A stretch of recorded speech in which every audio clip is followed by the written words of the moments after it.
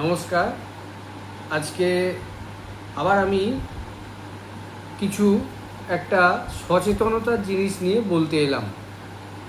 আজকে যে সচেতনতাটা সেইটা আমি আমার মানে ব্যক্তিগত প্র্যাকটিস অভিজ্ঞতা থেকে বলছি।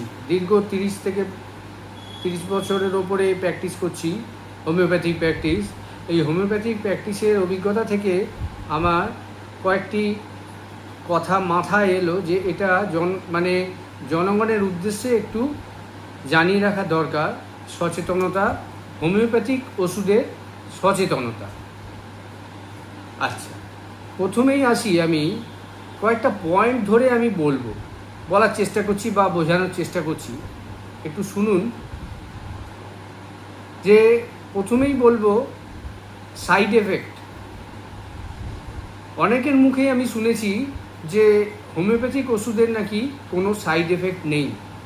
হ্যাঁ ডাক্তারবাবু, হোমিওপ্যাথিক ওষুধ তো খাওয়াই যায়, তো এই ওষুধটা আমি খাবো, এটা তো খেয়েই যায়, অনেকেই খায় শুনেছি, তো এটা খেলে সাইড এফেক্ট তো হবে না কিছু। হ্যাঁ, এরকম প্রশ্নের মুখোমুখি আমাদের মতো হোমিওপ্যাথদের অনেককেই শুনতে হয়। হোমিওপ্যাথিক ওষুধেরও সাইড এফেক্ট আছে। কোথায় আছে না, আজ আমাদের হোমিওপ্যাথিক সিস্টেম অফ মেডিসিনটা যেভাবে আমাদের এই মহাত্মা হ্যানিম্যান তৈরি করে দিয়ে গেছেন, সেই হ্যানিম্যান সাহেব যেভাবে তৈরি করে দিয়ে গেছেন, আমরা সেই পথ অনুসরণ করেই আমরা চলছি। যারা ক্লাসিক্যাল বা কনস্টিটিউশনাল মাইজমেটিক হোমিওপ্যাথিক ট্রিটমেন্ট করি, তারা ওনার পথ ধরেই আমরা এগিয়ে চলছি। তো এই সিস্টেমটা কি? সিস্টেমটা হলো একজন মানুষের পুরো রোগের ইতিহাসটা নেওয়া হয়। মনে করুন একজন মানুষের ডায়াবেটিস আছে, হাইপারটেনশন বা উচ্চ রক্তচাপ, তার সঙ্গে থাইরয়েডের প্রবলেম আছে, তার সঙ্গে ধরুন তার ইনসমনিয়া বা ঘুমের সমস্যা আছে, অনেক পুরনো আমাশা বা ডিসেন্ট্রির সমস্যা আছে, কোমরের একটা খুব মারাত্মক ব্যথা আছে, ইত্যাদি ইত্যাদি আরও কিছু সমস্যা, অনেকগুলো কঠিন সমস্যা, অনেক পুরনো সমস্যা নিয়ে আমার কাছে এসছে। তো আমি কি করব, সেই পেশেন্টটির পুরোপুরি কেস হিস্ট্রিটা নেব। পুরো কেস হিস্ট্রি নেওয়ার পরে আমি দেখব সেই পেশেন্টের প্রত্যেকটা চরিত্র বিশ্লেষণ করে একটি ওষুধ নির্বাচন করব। সেই ওষুধটি সেই পেশেন্টের উপরে দেওয়া হবে। এবারে ওই একই রকম লক্ষণ নিয়ে আরেকজন পেশেন্ট এলো, আমি সেই পেশেন্টেরও কেস হিস্ট্রি নিলাম, তারও hypertension, diabetes, thyroid, chronic dysentery, কোমরে ব্যথা, এগুলো সব আছে, তারও কেস হিস্ট্রি নিলাম। দেখা গেল তার ক্ষেত্রে ওষুধ কিন্তু আলাদা নির্বাচন করলাম। কি করে হলো না, দুটো মানুষের চারিত্রিক বৈশিষ্ট্য কিন্তু আলাদা হয়ে যায়। তো তার যা মানসিক সমস্যা আছে, আরেকজনের মানসিক সমস্যা, দুজনের মানসিক সমস্যা এক নাও হতে পারে। দুজনের খাওয়া দাওয়া, পায়খানা, প্রস্রাব, ঘাম, ঘুম ইত্যাদি, ফ্যামিলি হিস্ট্রি, তার পার্সোনাল হিস্ট্রি দুজনেরই কিন্তু আলাদা হতে পারে এবং হয়ও। অতএব দুজনের ওষুধ আলাদা সিলেকশন হলো। তাহলে সাইড এফেক্ট কখন হচ্ছে না, যখন আমার প্রকৃত ওষুধ নির্বাচন হচ্ছে না, সেই পেশেন্টটির উপযুক্ত ওষুধ নির্বাচন করতে পারছি না, তখন সেই পেশেন্টের ওষুধের সাইড এফেক্ট হয়। আর কিসে সাইড এফেক্ট হয়? অনেকে কিছু না জেনে কিছু ওষুধ খেয়ে ফেলে, কিছু সাধারণ ওষুধ, যেমন নাক্স ভূমিকা, পেটের গন্ডগোল হয়েছে নাক্স ভূমিকা খেয়ে নিল, গ্যাস অম্বল হয়েছে কার্বোভেজ খেয়ে নিল, ব্যথা লেগেছে আর্নিকা খেয়ে নিল, আঁচিল হয়েছে, থুজা খেয়ে নিল। এই যে ওষুধ কতগুলো নাম বললাম, এরকম বহু ওষুধ আছে, এগুলো মুখে মুখে প্রচলিত। এই ওষুধগুলো ধরুন সে খেয়ে নিল এবং দীর্ঘদিন ধরে খাচ্ছে, তখন কি হয়, সেই ওষুধটি হয়তো তার জন্য সুটেবল নয়, তাহলে সেই ওষুধটি দীর্ঘদিন খাওয়ার ফলে তার মধ্যে কিছু সাইড এফেক্ট ওষুধের দেখা যায়। এটা হলো ওষুধের সাইড এফেক্ট। এরপরে আসি 2 নম্বর পয়েন্ট, যেটা হচ্ছে কমপ্লিমেন্টারি মেডিসিন। হ্যাঁ, আমাদের হোমিওপ্যাথিক ট্রিটমেন্টে কমপ্লিমেন্টারি মেডিসিন বলে মেডিসিন থাকে। সেটা কি, ধরুন একটা পেশেন্টকে কোনো ওষুধ দেওয়া হলো, সেই পেশেন্টকে ওষুধ দেওয়ার পরে সেই পেশেন্টটি আস্তে আস্তে উন্নতি করছে, কিন্তু একটা জায়গায় উন্নতি করার পরে তারপরে আর উন্নতি করতে পারছে না, সেই পেশেন্টটি ইমপ্রুভমেন্ট হচ্ছে না, তখন সেই যে ওষুধটি তাকে দেওয়া হয়েছিল তার পরিপূরক হিসেবে অন্য একটি ওষুধ দেওয়া হয়।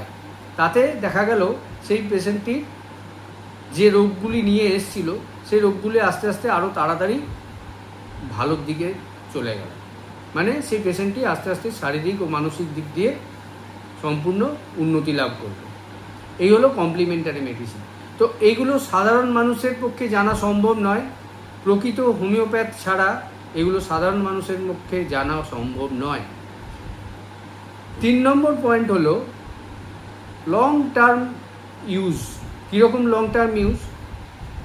আমি দেখেছি আমার প্র্যাকটিস লাইফে অনেক পেশেন্ট, আমি প্রেসক্রিপশান করেছি, সে প্রেসক্রিপশান করার পরে সেই পেশেন্ট দেখছে যে এই প্রেসক্রিপশানটা 2-3 মাস মানে আমার কাছে আসছে এবং কন্টিনিউ করার পরে সে ভাবছে বোধহয় এই ওষুধগুলো যদি আমি খেয়ে যাই তাহলে আমার হয়তো রোগটা সেরে যাবে, আর ডাক্তারবাবুর কাছে যাবো না, আবার ফি দাও, ওষুধ কেন, এই সব ঝামেলা থেকে মুক্তি, সময়ও যায়, অনেক কিছু ভেবে পেশেন্ট আসে না।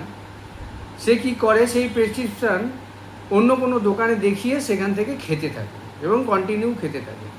এই যে দীর্ঘদিন একই ওষুধ যদি কেউ খেতে থাকে না জেনে, তখন তার কিছু না কিছু ক্ষতি হতে থাকে। এগুলো বলছি কেন না, একটা হোমিওপ্যাথিক ওষুধ কিন্তু মাথা থেকে পা প্রতিটা অর্গানের ওপরে কাজ করে। তো সেইগুলো সম্পূর্ণ না জেনে একটা দুটো সিমটমসের ওপর বেস করে কেউ যদি ওষুধ খেয়ে ফেলে তাহলে তার ক্ষতি হতেই পারে। এটা কিন্তু আমার প্র্যাকটিক্যাল লাইফের অভিজ্ঞতা থেকে আমি এগুলো বলছি। আচ্ছা, আমি কয়েক বছর আগেও 2-1টি ওষুধের দোকানে বসতাম, সেগুলি এখন বন্ধ করে দিয়েছি।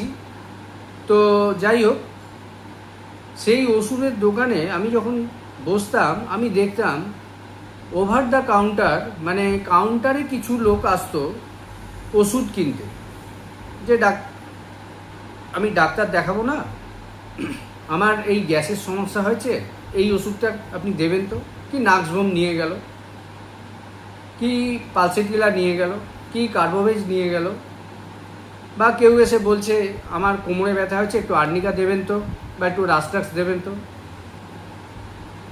কেউ বলছে যে আমার পেটের গন্ডগোল, লুজ মোশন হচ্ছে, একটা ওষুধ দেবেন তো। কাউন্টারে জিজ্ঞেস করেও ওষুধ নিয়ে যায়। কাউন্টারে যে সেলসম্যান থাকে সে হয়তো তার অভিজ্ঞতা থেকে, ক্ষুদ্র অভিজ্ঞতা থেকে একটা ওষুধ দিয়ে দিল, দিতে চায় না, তারা দিতে চায় না, কিন্তু ফোর্স করা হয় যখন, তখন সে দিতে বাধ্য হয়। তো এই যে ওভার দ্য কাউন্টারে ওষুধ নেওয়া, এবং আমার অভিজ্ঞতায় দেখেছি ওইসব ওষুধের দোকানে নাক্সভোমের মতো ওষুধ 200 পাওয়ার কি 1000 পাওয়ারের ওষুধ এক একজন 2-3 দিনের মধ্যে শেষ করে পরের সপ্তাহে আবার আসছে 200 বা 1000 পাওয়ারের ওষুধ নিয়ে গিয়ে সেই পেশেন্টটি খাচ্ছে। তো আমি তখন ওষুধের দোকানে বলতাম যে এইভাবে এরা ওষুধ খায়, এদের তো মারাত্মক সাইড এফেক্ট হবে। আলটিমেটলি দেখা যায় এবং পরে শোনা গেছে সেই সব পেশেন্টদের কিন্তু বেশ বড় রকম ক্ষতি হয়েছে, আমি পরে খবর পেয়েছি। তো যাই হোক, এই যে ওভার দ্য কাউন্টারে ওষুধ কিনে খাওয়া, এই সিস্টেমটাও মোটেই ভালো নয়। এরপরে আরেকটা কথা বলছি, 5 নম্বর পয়েন্ট, যে একজনের প্রেসক্রিপশান আরেকজন খায়। কীরকম? যে একজন পেশেন্ট আমার কাছে এসছে, সেই পেশেন্ট দেখলো যে তার অনেক দিনের পুরনো আমাশা হয়েছে, আরও কিছু কিছু রোগ লক্ষণ সে আমাকে বলেছিল, তার কেস হিস্ট্রি নিয়েছিলাম। কেস হিস্ট্রি নেওয়ার পরে আমি কিছু ওষুধ প্রেসক্রিপশান করেছিলাম এবং 2-3 মাস খাওয়ার পরে দেখা গেল তার 8-10 বছরের পুরনো আমাশার সমস্যা সেরে গেল এবং একই সাথে আরও যা যা সমস্যা ছিল সেগুলোও সেরে গেল। সেই পেশেন্টটি ভাবলো যে আমি তাকে আমাশার ওষুধ দিয়েছি। এরপরে সেই পেশেন্টটি কী করলো, মানুষের একটু উপকার করার স্বভাব আছে না? তো আজকের দিনে মানুষ যখন উপকার করে, কীরকমভাবে উপকার করে, উপকার করতে গিয়ে যদি কারোর অপকার হয়ে যাচ্ছে সেটা সে ভাবে না। কীরকম? হয়তো আরেকজন পেশেন্ট, তার পরিচিত কেউ, সে বললো যে আমার জানো তো এরকম আমাশা হয়েছে, অনেক দিন থেকে আমাশা হয়েছে, ঠিক আছে তুমি এক কাজ করো, তুমি এই প্রেসক্রিপশানটা নিয়ে যাও, এই প্রেসক্রিপশানটা নিয়ে গিয়ে কোনো ওষুধের দোকানে দেখাও, দেখালে ওষুধ দিয়ে দেবে, এটা খেয়ে আমার অমুক ডাক্তারবাবুর কাছে আমার ঠিক হয়ে গেছে। তো সেই পেশেন্টটিও অজ্ঞতার সঙ্গে সেই ওষুধটি নিয়ে গেল এবং নিয়ে গিয়ে সে কিনে সে খেতে আরম্ভ করল। এবারে ওই সেই প্রথমে বলেছিলাম না যে ওই ওষুধটা ওই পেশেন্টের নাও লাগতে পারে, হয়তো অন্য কোনো ওষুধ দিয়ে সেই পেশেন্টটি ভালো হয়ে যেত, কিন্তু সেই ওষুধটি খাওয়ার ফলে তার রোগটি ক্রমশ বাড়তে থাকে। প্রথম দিকে কমে হয়তো, কিন্তু আস্তে আস্তে দীর্ঘস্থায়ী হতে থাকে, আরও খারাপের দিকে চলে থাকে। হয়তো দেখা গেল 6 মাস কি 8 মাস কি 1 বছর পরে সেই পেশেন্টের রেফারেন্স নিয়ে সে আমার কাছে এলো, দিয়ে এসে চেপেও গেল। মানে কত মারাত্মক ক্ষতিটা হয় দেখুন, সে চেপেও গেল যে আমি আপনার অমুকের প্রেসক্রিপশান দেখে আমি এই ওষুধটা খেয়েছিলাম, 2-3 মাস খেয়েছিলাম, তারপরে আমার এই অবস্থা হয়েছে, সে চেপেও গেল। এতে কি হলো, রোগটা লুকিয়ে গেল এবং আমার পক্ষে প্রেসক্রিপশান করাটা আরেকটু কঠিন হয়ে গেল। কিন্তু একটা সময় গিয়ে দেখা যায় যে সে তখন স্যারেন্ডার করে, যে তখন বলে, তখন আমার প্রেসক্রিপশানটা সঠিক দিকে যায়। অতএব হোমিওপ্যাথিক ওষুধ সিলেকশন করে তাকে দেওয়া খুব সহজ ব্যাপার নয়। সেই মানুষটি সম্বন্ধে অনেক কিছু জানলে তবে সেই হোমিওপ্যাথিক ওষুধ দেওয়া যায়। অতএব কারুর প্রেসক্রিপশন দেখে আরেকজন ওষুধ খাবে, এই ধারণাটাও ভুল। এরপরে আসছি 6 নম্বর পয়েন্ট। 6 নম্বর পয়েন্টে কী হয়, এই 6 নম্বর পয়েন্টে যেটা আমি বলছি, আজকের দিনে ফোনের দুনিয়া, সবার হাতে হাতে মুঠো ফোন, মোবাইল ফোন। আমার অল ইন্ডিয়ায় যেখানে যা পেশেন্ট আছে, এবারে তাদেরকে বলা আছে যদি কখনো তার কোনো শারীরিক বা কোনো কিছু সমস্যা হয়, সে ফার্স্ট যেন প্রথমে আমাকে ফোন করে। আমি ফোনে যদি তাকে বুঝতে পারি যে হ্যাঁ তার এই ওষুধটা ওভার দ্য ফোনে বুঝে আমি প্রেসক্রিপশান করতে পারছি, তখন তাকে লিখে দিলাম যে এই ওষুধটা কিনে ওখান থেকে এইভাবে কেনো, এইভাবে তৈরি করবে, এইভাবে খাবে। দেখা গেল সেই পেশেন্টটা সেই ওষুধে কাজ হলো এবং সে ফল পেল। কারণ কি, আমি সেই পেশেন্টের কেস ফাইলটা আমার কাছে আছে, তার কেস হিস্ট্রি আমার কাছে আছে, আমি জানি তার কোন ওষুধটা দিলে কাজ হবে, আমি সেই ওষুধ সেই রকম মতো আমি তাকে ওষুধ নির্বাচন করে দিলাম, অতএব তার ভালো হলো। এবারে অনেকে আমার পরিচিত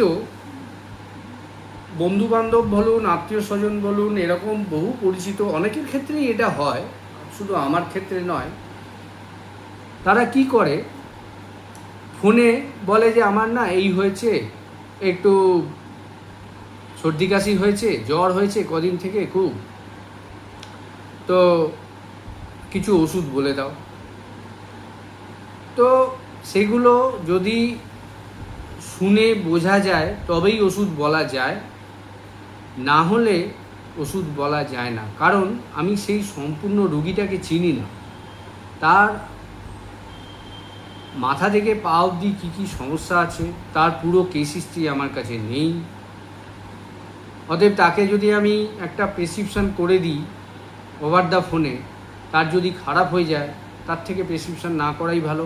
আমি সেই ক্ষেত্রে পরিষ্কার বলে দিই যে না, আপনাকে এইভাবে তো প্রেসক্রিপশন করা যাবে না, বা তোমাকে এইভাবে দেওয়া যাবে না, তুমি একটু ওখানে কোনো ভালো হোমিওপ্যাথিক ডাক্তার যেখানে আছো, তুমি সেখানে একটু ভালো হোমিওপ্যাথিক ডাক্তার দেখিয়ে তুমি ওষুধটা খাও, সেটা বরং ভালো হবে।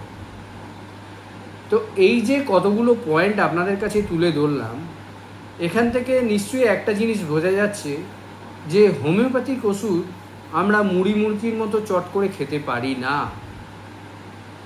কারণ সেটা আমাদের শরীরের ওপরে অনেক ক্ষতি করে। কারণ এক একটি ওষুধ অনেক ডিপ অ্যাক্টিং কাজ করে, তার মেন্টাল স্ফিয়ার অবধি তার কাজ করে। অতএব আমি যদি সেই ওষুধ দীর্ঘদিন খেতে থাকি তাহলে কিন্তু আমার অনেক ক্ষতি করবে।